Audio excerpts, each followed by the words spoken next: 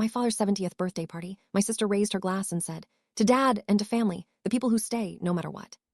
She looked right at me when she said no matter what, and half the room looked at me too, and I finally understood that everyone in that room knew something about me that I didn't. So I stood up and I said, "Actually, I've spent 6 years not knowing why my own family pulled away from me. And tonight, thanks to Aunt Meredith, I finally know. So let's talk about it, all of us, right now." My sister's glass froze in the air. "Let me back up. My name is Elise Warner. I'm 36 years old, and for 6 years I watched my entire family slowly, inexplicably withdraw from me, fewer calls, cooler holidays, a growing distance nobody would explain. And I spent those 6 years believing I had done something wrong that I couldn't remember doing. I hadn't. My older sister had spent those 6 years telling everyone I had. This is a story about the quietest kind of betrayal, not stolen money, not forged documents. Just words, a patient, invisible campaign of words, dripped into a family one private conversation at a time, until a person can be erased without a single accusation ever being made to her face. Let me tell you about my sister, Vanessa. Vanessa is 4 years older, and she is, to the outside world, extraordinary. Warm, generous, endlessly involved. She's the one who organizes the family gatherings, who remembers everyone's birthdays, who calls our mother every day, who shows up. If you asked anyone in my extended family to describe Vanessa, they'd use the word selfless. She has spent her life building a reputation as the heart of the family, and I never question it because I loved her, and because for most of my life it was even true. We were close once. That's what made what happened so hard to see. You don't look for a knife in the hand of the person who taught you to ride a bike. The distance started when I was 30. And I want to describe how it felt from the inside, because that's the horror of this particular betrayal. You experience it as your own failure. It began small. My mother, who'd called me every Sunday for years, started calling less. When I called her, she was a little cooler, a little briefer. And when I asked if everything was okay, she'd say, "Everything's fine, honey," in a voice that meant it wasn't. My father, always gruff but always warm underneath, got gruffer and lost the warmth. Invitations started arriving late, or not at all. At holidays, there was a stiffness, a careful quality, as if everyone were being polite to a guest instead of easy with family. And nobody would tell me why. That was the maddening thing. Every time I asked, "Mom, have I done something? Dad, are you upset with me?" I got deflection. "You're imagining it. Everyone's just busy. Don't be dramatic, Elise." I began to think I was losing my mind. I replayed every interaction looking for my crime. I apologized for things I couldn't identify, which only made it worse, because apologizing for a vague unknown makes you look guilty of something specific.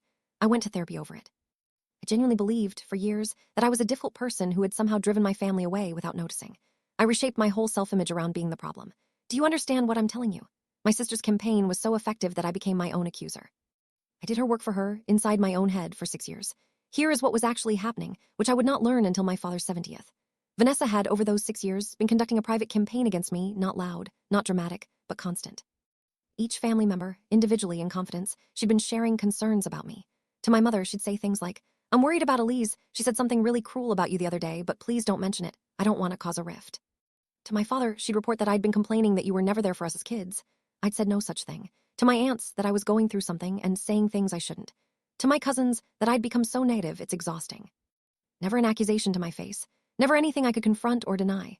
Just a slow, poisonous drip of secondhand reports, each one prefaced with, "Please don't say anything. I don't want to cause problems," which did two things at once.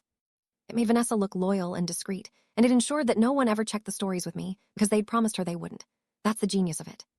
She built a wall between me and my family out of secrets, and she made each brick a confidence so that the wall was invisible and unbreachable.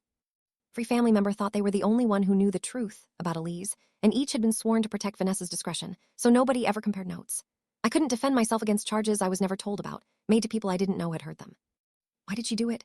I've had a long time to think about this, and the answer is smaller and sadder than you'd want. Vanessa's identity was the heart of the family. That was her whole self, the selfless one, the central one, the one everyone relied on. And somewhere around the time I turned 30, I started to become independent in a way that threatened that. I'd gotten a big promotion. I'd bought a house. I'd become someone our parents bragged about, someone whose light was starting to rival hers. And Vanessa could not be the heart of the family if there was another sun in the sky, so she didn't attack my success directly. She just made me radioactive, quietly, until the family's warmth flowed to her uncontested. I'd been dimmed so that she could stay bright. Here is how I found out, and like so many of these things, it came from the one person the schemer forgot to account for, my great Aunt Meredith. My grandmother's sister, old, sharp, and crucially, someone Vanessa had never bothered to fully recruit, because Meredith was on the periphery, elderly, not part of the daily family machine. Vanessa had told Meredith a version of the story too, at some point, but Meredith was of a generation that doesn't do things by phone and doesn't gossip loosely, and this turned out to matter enormously. Meredith wrote everything down. She kept letters. She kept notes. She was a woman who distrusted her own memory in old age, and so documented her life in spiral notebooks. And Meredith, unlike everyone else, had done the one thing Vanessa's whole scheme depended on no one doing. Over the years, she'd mentioned to a few other relatives, in passing, the concerns Vanessa had shared, and she'd noticed the stories didn't match. What Vanessa told Meredith Elise had done didn't line up with what Vanessa had told Meredith's daughter Elise had done. The details drifted. The dates contradicted. And Meredith, sharp old Meredith, had started quietly keeping track. 3 weeks before my father's 70th, Meredith called me. I almost didn't pick up. I barely knew her. And she said in her steady old voice, "Elise, I'm 91 years old and I don't have time to be delicate. Your sister has been lying about you to this whole family for years, and I have been writing it down, and I think it's time somebody showed you. Will you come see me?" I drove to her the next day. What Meredith had was extraordinary. 6 years of notes, dates, and what Vanessa had told her on each, and what Vanessa had reportedly told others, cross-referenced in the careful hand of a woman who'd been a bookkeeper for 40 years before she retired. The contradictions were everywhere. Vanessa had told my mother I'd insulted her cooking in March. She told Meredith the same insult happened at Christmas. She told my aunt it was about her weight, not her cooking. The lies didn't hold still, because lies don't, and Meredith had been quietly catching them fall out of alignment for years. But notes from a 91-year-old, however careful, weren't proof. They were a map. I needed the thing itself. And Meredith, God bless her, had that too, or rather, she told me where to find it. Because Vanessa, so careful in person, had gotten lazy in one place: text messages. Meredith's daughter, my cousin Bree, had grown uneasy about Vanessa's concerns over the last year and had started, without telling anyone, out of her own discomfort, keeping the texts where Vanessa spread them. Meredith knew because Bree had confided in her. And Bree, it turned out, had been waiting, like me, for permission to stop protecting a lie. I met Bree, and Bree showed me a year of text messages from Vanessa, in writing. Elise was so awful about your mom at dinner. Don't say anything, but I had to tell you. Elise is spiraling. She said the most horrible thing about Dad. I'm so worried.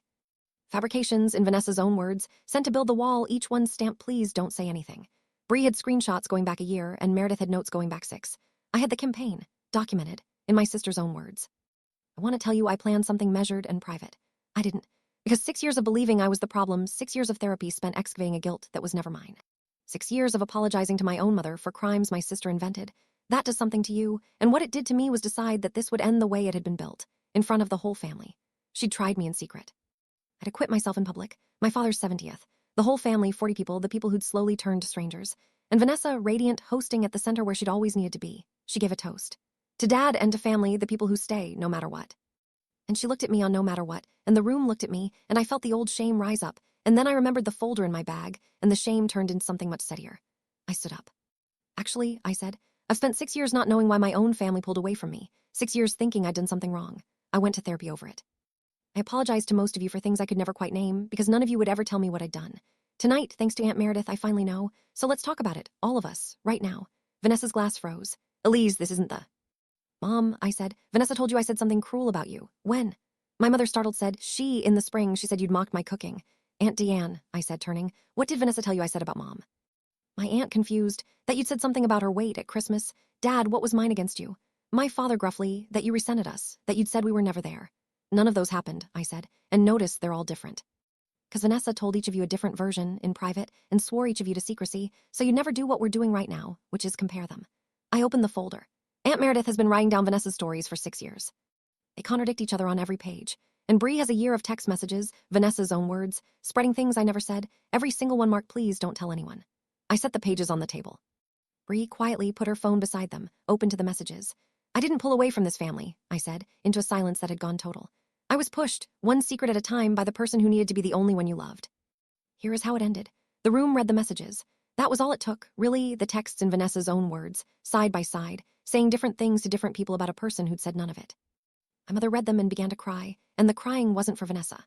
My father, 70 years old, read them and got a look on his face I'd never seen, the look of a man realizing he'd spent 6 years being played against his own daughter.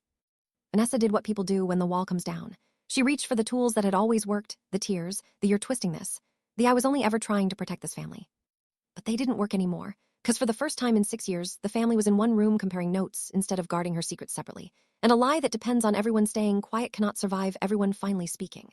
The family didn't rally to her. That was the thing she'd never imagined possible, because for her whole life, the family had always rallied to her. But you can only be the heart of a family for so long on a foundation of secret cruelty before the foundation is all that's holding you up, and when it went, she went with it. My relationship with my parents didn't heal overnight. There was too much to undo. 6 years of a poisoned picture doesn't wash off in an evening.